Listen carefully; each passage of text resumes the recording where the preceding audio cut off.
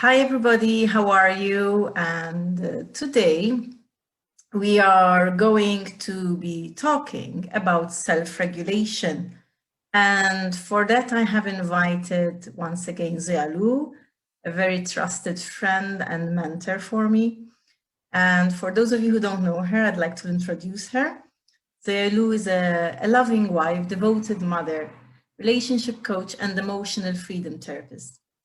She's also a womb awakening teacher and facilitator, embodiment priestess, and the creatrix of Womb-Moon Yoga, the way of life that helps women to feel free and joyful in their bodies and their relationships. After a spiritual awakening over 2 decades ago, Zoya's extensively trained in mindfulness, hatha and tantra yoga, meditation, energy, psychology, coaching, energy healing, holistic health, and yoga therapy. Her coaching skills are enhanced with her immersion in the study and practice of the world's wisdom traditions and healing arts, such as the 13 Moon Mystery School, Womb Shamanism, Ayurveda, Taoism, Theravada, and Vajrayana Buddhism. Zoya is passionate about helping women to create happy lives and marriage. Sorry, I got confused. She is passionate about helping women to create happy lives and marriages by accessing, honoring, and embodying love as their true essence. Offering her service as a full-time spiritual teacher since 2004, Zoya has been a catalyst for healing and self-actualization to hundreds of women from all over the world, including myself. So welcome, Zoya, and thank you for joining us again. Today, we are going to discuss self-regulation. In my live videos, I am at the moment building up to help more my listeners to change in their own little ways. And the last live video was that transformation starts with us.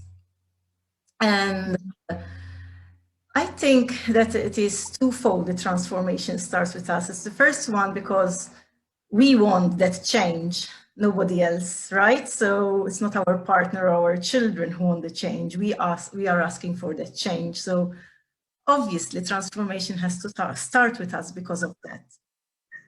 Also, I find that as women, because we cycle, transformation for us is easier. Not easy, but easier. So it can help us even more to change because of that. And I think one of the main ways that we can start changing ourselves is through self-regulation, right? Because once we are aware of certain emotions and how to regulate them, then we can change much more rapidly, so to speak. So what can you tell us about that? What do you think? Well, first of all, thank you for inviting me again. I'm delighted to be here, and hopefully this conversation will be beneficial as much as the previous one for your mamas and everyone who is going to hear this. So, yeah, transformation. When you said rapidly, resistance, because I don't think it's necessarily a good thing when things change very fast.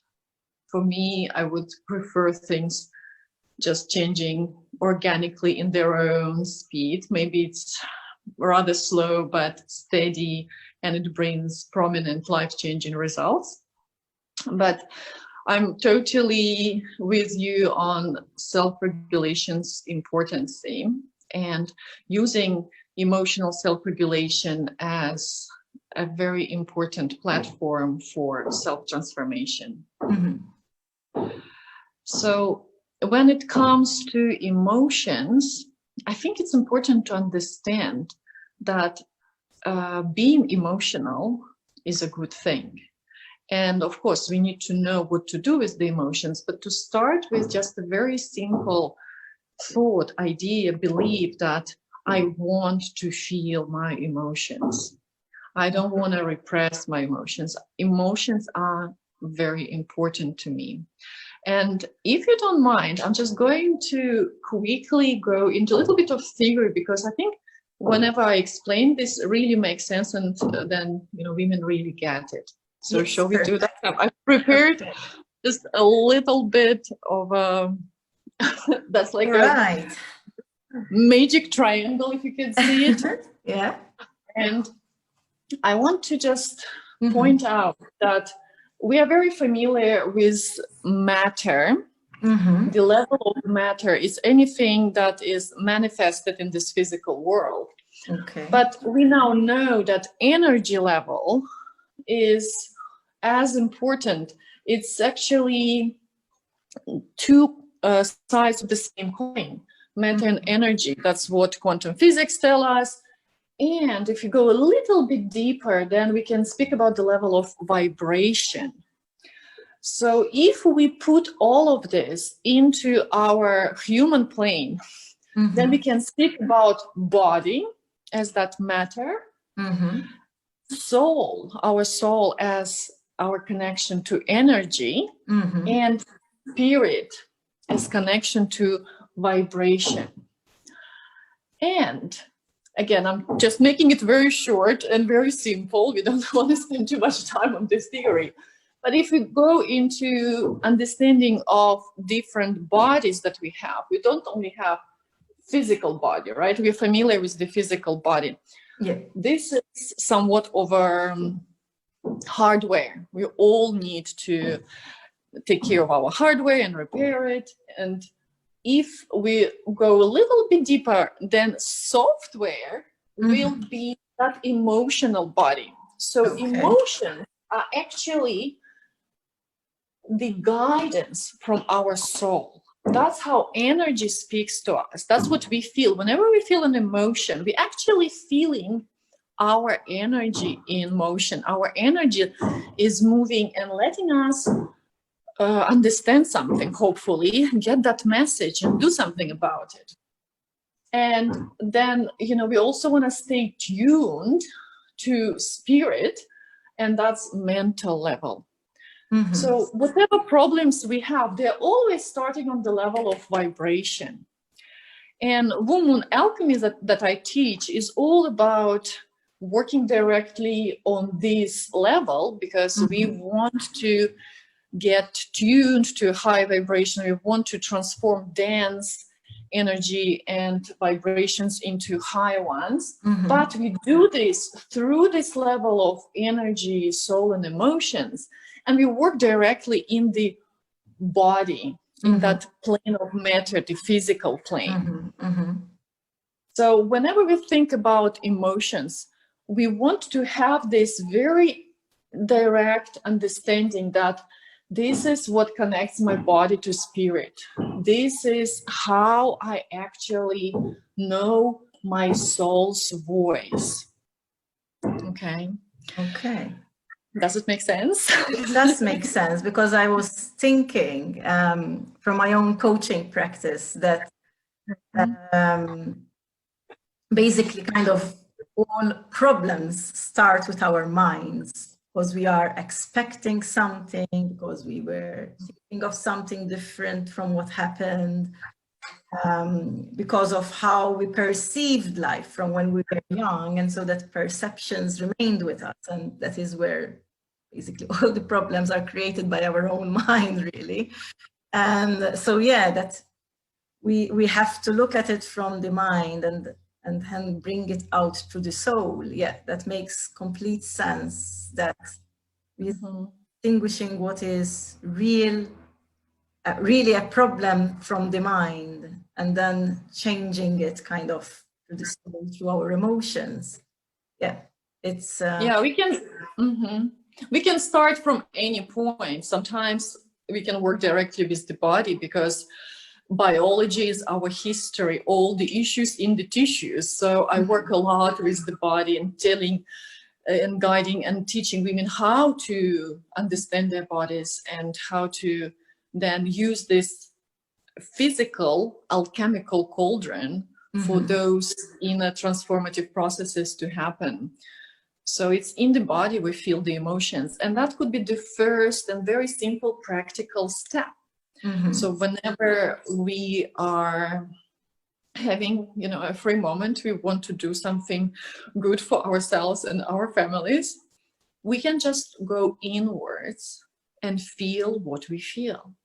It may sound very simple, but it truly is the beginning, the end, it's the process and the goal. And whenever we are brave enough and we have that support, maybe that container of safety and intimacy with ourselves, then we can feel anything that's happening in our bodies. We then start processing those emotions, and that's where the transformation happens. Yeah. It is a very deep subject, I find, because it's in its way, it is quite simple, but when it comes to actually really doing it, it's not as simple as it seems, because obviously we resist ourselves, our own wanting to change, we resist it.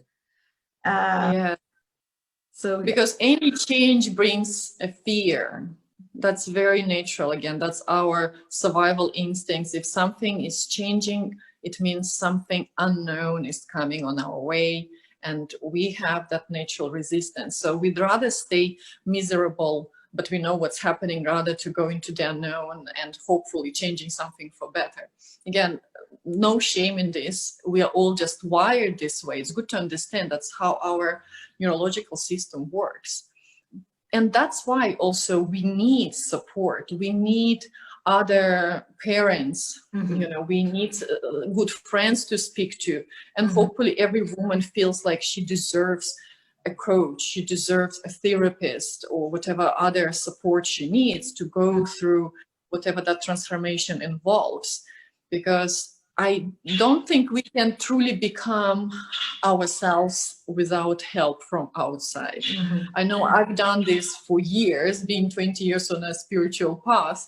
I thought that, I know what I need, and I've done so much meditation and all spiritual work on my own to just find out that when I started having sisterhood, when I started having my mentor's support, that's when I actually got into the depths of it, and that's where this alchemical miracle started happening. Yeah, I can agree 100%, because it's only when I actually started working with you that I all that you were telling me was like, yeah, I know all this. I've been trying to do this for the last 20 years, and it was so frustrating in a way that, like, I know everything that I had to do, but I still wasn't doing it. And yeah, you need that push, you need that somebody to do the big changes, so to speak, because they're all very small changes, but when you look at them globally, kind of thing, and as a whole, they are quite big changes, and it takes a lot of practice and support from others to get there.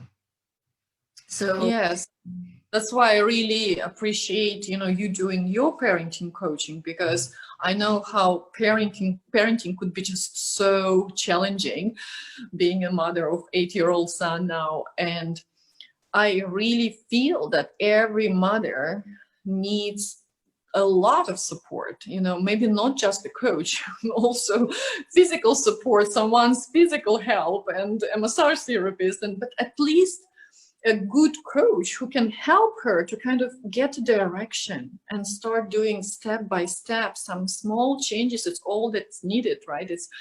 You can't do a revolution all of a sudden. And again, that's not what I actually support. I really think it's about changing your habits. It's about introducing new things rather than, trying to remove something, maybe just nourishing yourself more, because the more you receive, then the stuff that doesn't belong to you, that is not serving you anymore, has no space to stay, because you just fill yourself up with something which is serving you and therefore serving your family. Yeah, in fact, in the beginning, I was telling them in my previous life that basically in the beginning it might also seem like things are getting even worse rather than better in the beginning. First of all, on a family level, because the children are not used to seeing certain changes, and they will obviously be resisting them, which will make behavior might be worse than it used to be before, but also for yourself as a woman, because you might be resisting without really quite knowing that you are doing that. And at the same time, so you were also seeing the resistance of the children more than yours and thinking, this is not working, I'm not doing it right.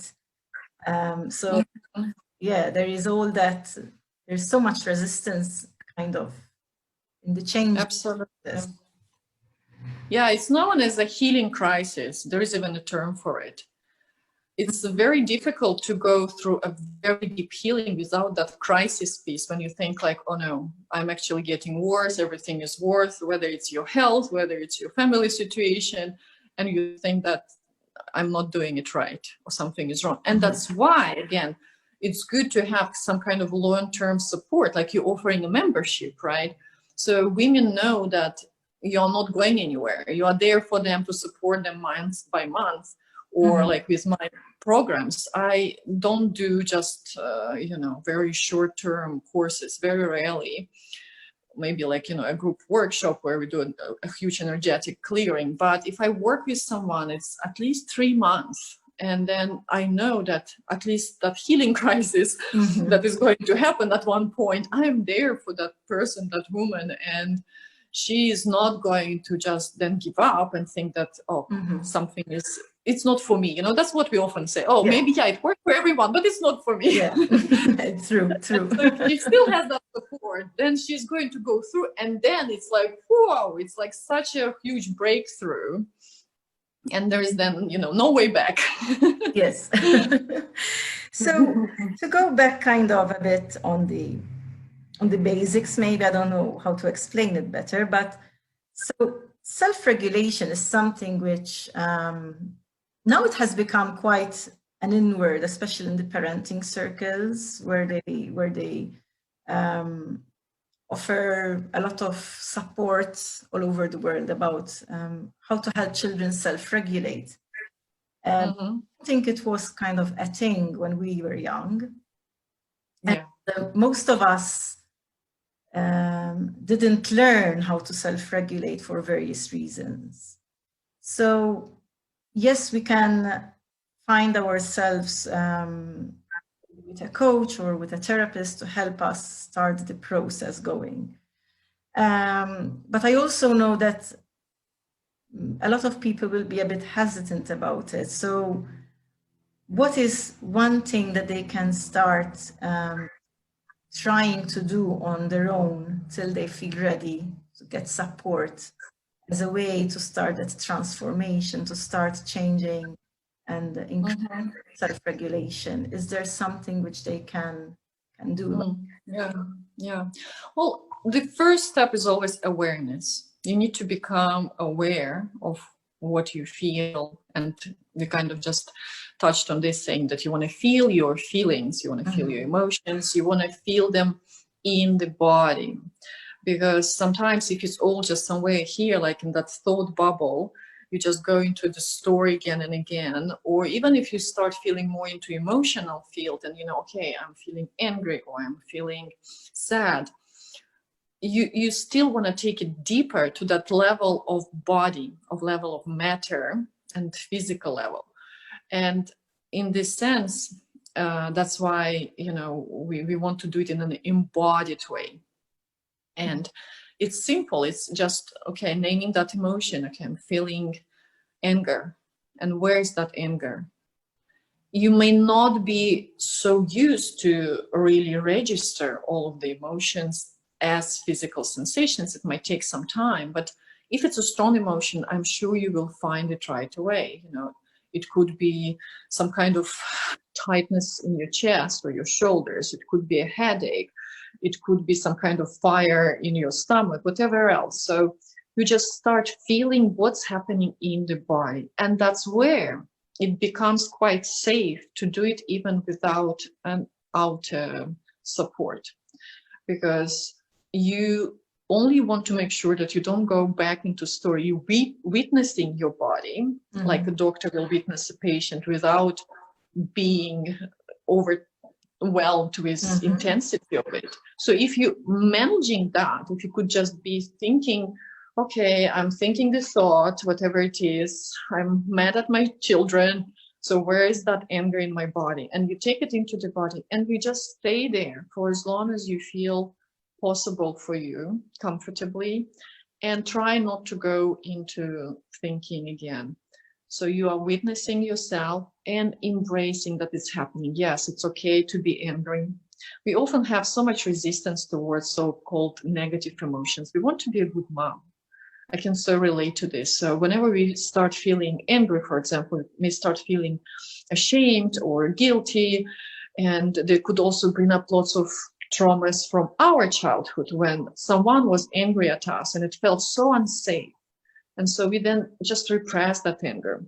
So again, if you go to this feeling of you can't do it on your own, please seek help. But if you're able to just feel that anger, for example, in your body for some time, you will start noticing that if you don't attach a story to it and you are able to be that kind of sacred witness that sees it from outside, then at one point it will kind of lighten up. The sensation may move to another place. You also will start feeling the intensity gets less. Maybe at first it will go a little bit stronger just because you're now paying attention. It was there, but you thought it wasn't that strong just because you didn't allow yourself to feel. But ultimately it will start lightening up. It will start moving somewhere. And that's a very good sign. Then you know that you're actually doing it. You are not making it worse in any way. And that's what hopefully will then inspire you to continue with it. And whenever, you have a chance, don't wait for very strong emotions. You can just always observe your body, just kind of scanning your body from top to toes and see, okay, I'm feeling this something, like I'm feeling it now. Do you want to do it together? Let's find a spot in your body that feels most prominent, something that you feel is like kind of uncomfortable. I feel it behind my left shoulder blade, kind of behind my heart. That's my weak spot. I often. My weak spot is the upper back. So, do you want to name yours? Sorry. Yeah. Naming yours, your upper back. My upper back. My upper back is always my weak spot. And if you're listening to us, feel what you are feeling now. Where is your uncomfortable spots, some sensations that make you feel uncomfortable? And then we can give it a number as well, from 0 to 10, 10 being the most intense. Like my shoulder blade feels like 7 on this intensity scale. Okay. For me, my upper back, today is a good day, so it's only like a 4 or 5 actually. Lucky you. It hasn't been for a while, I have to say. Oh, good. I haven't had anything for a long while. Today is not a very peaceful day for me, so I'm good. Actually, it's very good that I have that opportunity to just go there and start doing something about it with you. So, yeah, and then you just feel it. You just allow yourself to stay in that spot and give it your loving attention. Do not judge it. Do not criticize it. We have that aversion right away because we don't want to feel uncomfortable. But instead, try to be that loving mother for your body and that particular place. And allow it to be in that pain, in that discomfort, in that intensity. And I'm already feeling like it's 3 only. It might not be that quick of a change for you, but just because I've been doing this for over a decade at least, my body is very responsive now. So you just feel it and you allow it to be. Just allowing, embracing, not trying to get rid of it, simply being there. Same way you would do with a naughty child, right? We don't want to punish our children. We want to be there for them. So that's what you do for yourself now, and for that spot in your body. You're holding the space for healing, for transformation. It's what I was going to say. So it's basically when we are becoming aware of our emotions, we are kind of become even more aware of them. We are holding the space for ourselves rather than for our children. That is basically what we need to do. Yeah, that's what you said at the beginning. Your first video was about it, starting with yourself. And that's a perfect training. Can you hold your own pain and discomfort without trying to judge and punish yourself? So you can use your own body. You're becoming that loving mother for your body. And then it will be easier for your children when you start doing that same thing. Because basically, if you think about it, when we get angry or upset or all these negative emotions in parenting, is usually because there's something triggering us from either our past, whether we know it or not, and basically being aware of that emotion will help us to change, because we can't suddenly stop shouting at our children. Yeah, we are fed up of shouting at them, but it's not going to just go away just because we will it. We have to take, as I've been telling them, we have to take those small baby steps towards the change, because we can want the change, but it's not going to manifest on its own unless we're not doing anything about it. Yes, it starts with an intention. You want to know what you want. Your desire is very important. I actually do want to have peaceful parenting. I don't want to shout as my parenting tool. Yeah. And having that clarity, of course, is not enough. Then you need to have practical tools and steps to achieve it. So once we are aware of what we exactly want, would you agree that trying to start with self-regulation, it is the best way to move forward? We're becoming more aware of your feelings and staying with them. That is, it's definitely, it's definitely going to be a part of the process. There are, of course, other things that could be very beneficial, like just self-care. Yeah, we are often really not feeling our best because we are just exhausted. We haven't slept enough. We haven't had our me time for ages. And then we don't have anything to give. We become empty, not in a good sense. We just not have any reserve inside of us to give love. So, of course, that's where, again, it starts with you. You want to have that self-love towards yourself. And then that's where self-regulation for me is also a type of self-care, but on a very good, deep level. It's how you're taking care of yourself. Instead of just repressing whatever negativity is there, you actually looking at it and then doing something with it. You love yourself more, so then you can love your children more. Yeah, it is something which I fully agree with you. And I also feel that self-regulation is part of self-care. Most of us look at self-care just on the physical level. And I think it is really kind of not sad, more superficial. I think it is a bit superficial to just look at the physical body as self-care, as, I don't know, going for a massage, going to the beautician, going to the hairdresser, going out with friends. It's all part of self-care, but it needs more than just that. Yeah, we just could go back to that triangle. Yeah, it's not just body. We also have our connected, right? Yeah. We have our spirit, and these two again actually they are at the source of who we are. So if we are able to just aim at our spirit rather than our body, we could completely change our reality. However, again, it could be just quite challenging. And again, we need body as that vehicle, that container that we work with. But just focusing on the body is just very surface of who we are and of, you know, what self-care or self-transformation means. Yeah.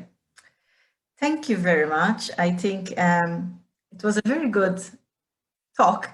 We could go forever, so I think we should wrap it up now. I enjoyed it too. I can always speak to you. So yeah, so basically, just kind of a recap, basically, self-regulation is one of our 3 assets in helping us transform ourselves. There's the body, there's the mind, and there's the emotion. And self-regulation is of the emotional level. And the first step is really to start being aware of those emotions and as much as possible sit with them.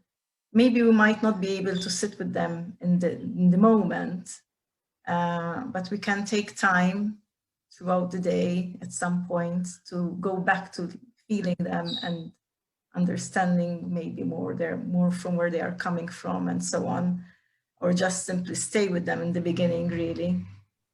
Absolutely.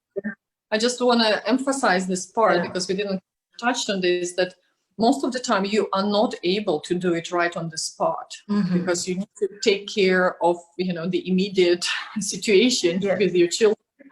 And so in this sense, it's actually important to learn how to suppress some emotions, because we don't want to just shout at children, you know, and vomit our energetic negativity to anyone just because, oh, I'm not repressing emotions anymore. Yeah, we don't repress them, we process them, but later when we have that time and space, when we are not going to hurt anyone by doing that.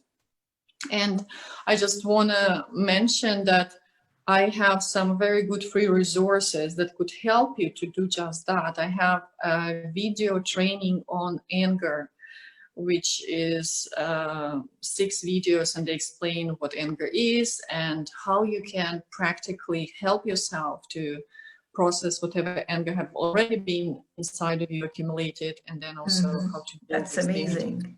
things. Yes, and that same link will also give you some free downloads of practices that would be amazing for your self-care. Yeah, there is. I'll put the link practices. under the video. Thank you. Yeah, breathing practices, meditation, and deep relaxation, guided relaxation. You can just lie down and feel your body and relax. Perfect. And I have one meditation in particular, which I believe is with your free resources, if I'm not mistaken, is the Embodying Love meditation. Yes, I put it on the free resources just because everyone loved it so much. I wanted to offer it to everyone. Before it was a part of a paid program. It's one of the resources that I use nearly daily nowadays. I start the day with the meditation most days when I have the time. I always start with that, and it really helps me to keep with my intention of this year of being joyful and belonging. And I don't do it. I honestly see the difference where I quickly change from a loving, happy mama to a drag. So I really try and do it every day because it really helps me to remember and take it slow and kind of, as you tell me many times, to surrender and accept whatever is happening in the moment. So it's a really, really helpful resource. So thank you very much for that.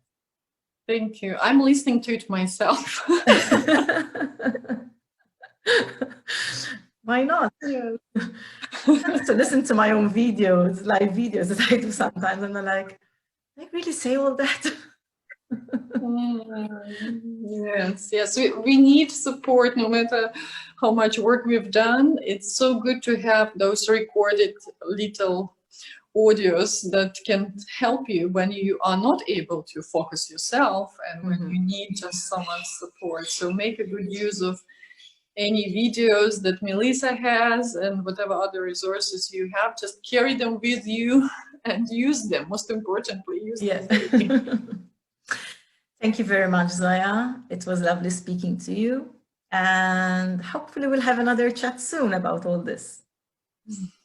Thank you so much. It's my honor and pleasure. And I'm looking forward to further unfolding of this journey. Perfect. Have a good day. Thank you. Bye-bye.